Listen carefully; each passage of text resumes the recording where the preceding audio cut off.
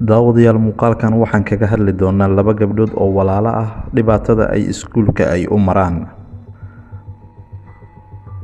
Tuga keenta Amazon iyo buuraha Andes ee ku yaala Bolivia waxaa ku yaala iskuulka labada walaalo ee Helen iyo Mariela. Waxa ay yihiin kuwa ka cabsada bahalaha ku jira keentaasi iyaga oo maalin waliba halkaasi maraya labadani walaalood ee gabdhaha ah.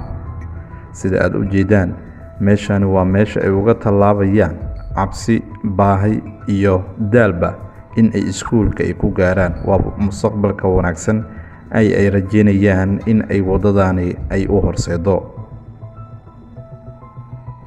Wadada ugu khatarta badan ee iskuulka loo aado.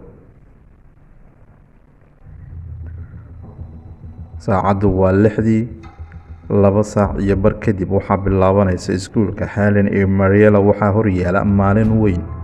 Marxaladoodii ugu horeysa waxa ay ku bilaabataa in ay raadsadaan ul si ay u cabsi geliyaan waxyaabaha masaska iyo kuwa bahalaha kale ee keenta ku jira.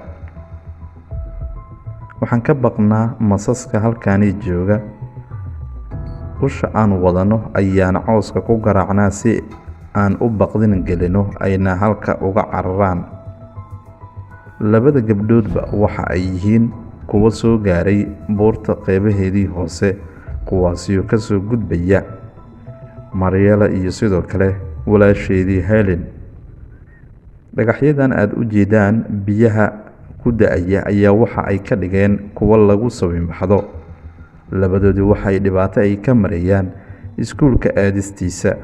Waqti waliba waxaa la filan karaa roob in uu soo da'o, taasi oo dhibaato ku ah labadani gabdhood ee walaalaha ah. Waan qoyeynaa waxa ay hadda ay ku dhuumanayaan dhagax yar oo buurta hoostiisa ah. Cimilada waqti waliba waxaa suurtagal ah in halkaani ay isbedesho. Helen iyo Mariela dhagax yar oo buurta hoostiisa ayay ku gambanayaan iyaga oo ka gambanaya roobka soo da'aya. Waxaase u baahan yihiin in waqtiga iskuulka ay sida ugu dhaqsiyaha badan ay ku gaaraan. Wadadii ay hadda isku soo dhigeen si ay iskuulka ay u gaaraan. Wadadanina waxay si toos ah u tagtaa iskuulka ay dhigtaan labadani gabdhood ee walaalaha ah.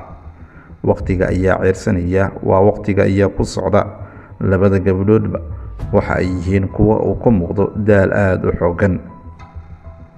Waqtigaasi ay jirto haddana kulkii ayaa waxa uu gaaray ilaa iyo 30. Labada gabdhood waa kuwa wadada isku soo dhigay si iskuulka ay u gaaraan. Dhowr kiiloomitir oo ilaa 4 gaaraya ayaa ka xiga iskuulka inay gaaraan.